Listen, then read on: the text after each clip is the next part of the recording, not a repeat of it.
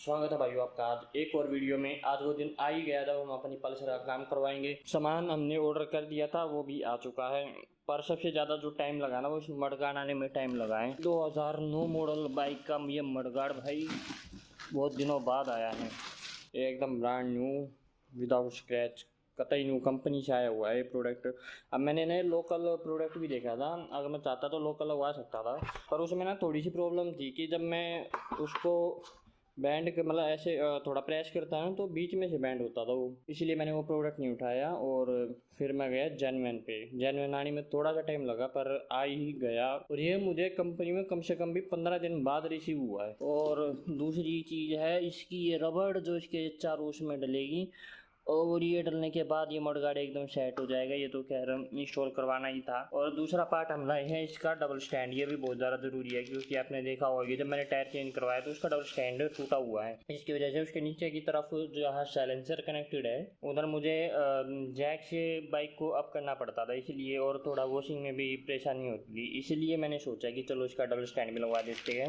और ये इसकी है पिन, स्टैंड पिन बोलते हैं, इसके अंदर इंस्टॉल होगी। और तीसरा काम होगा इसका हैंडल का। इसके टोटल 4 काम होने हैं, एक मडगार्ड, दूसरा स्टैंड, और तीसरा हैंडल, और चौथा टायर। ये जो टायर है वो भी थोड़ा एयर लीक कर रहा है पता नहीं किधर से, तो खुलवाना पड़ेगा। वो इसीलिए नहीं खुलवा रहा था क्योंकि डबल स्टैंड नहीं था। डबल स्टैंड लग गया ना थोड़ा काम इजी पीजी हो जाएगा। चलो लेके चलते हैं बाइक को। वैसे जेन्युइन का ये फर्क होता है, थोड़ा सा हैवी होता है सामान इसका। बाइक के डबल स्टैंड की पिन खराब हो चुकी है, अब इसको काटना पड़ रहा है पिन।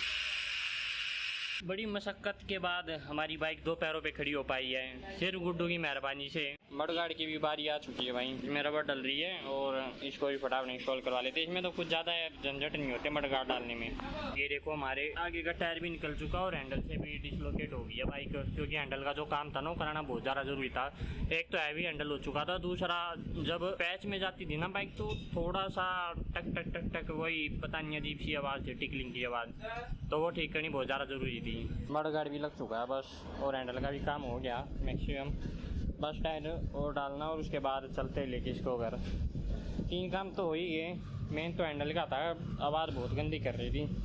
जेन्युइन मडगार्ड के साथ genuine tyre with genuine double stand, सारी चीज़ जेन्युइन। लोकल पे भरोसा नहीं करते कभी भी। एक छोटा सा खर्चा और बढ़ गया भाई हमारी बाइक में। हैंडल, मडगार्ड और डबल स्टैंड के बाद भी हमें सर्विस इसीलिए करानी पड़ रही क्योंकि इंजन ऑयल बचा ही नहीं हुआ। वो तो आप निकाल के देखेंगे कितना निकलेगा इसके अंदर से। मेरे हिसाब से तो निकलना चाहिए, चलो देखते हो तो अभी पता लग जाएगा।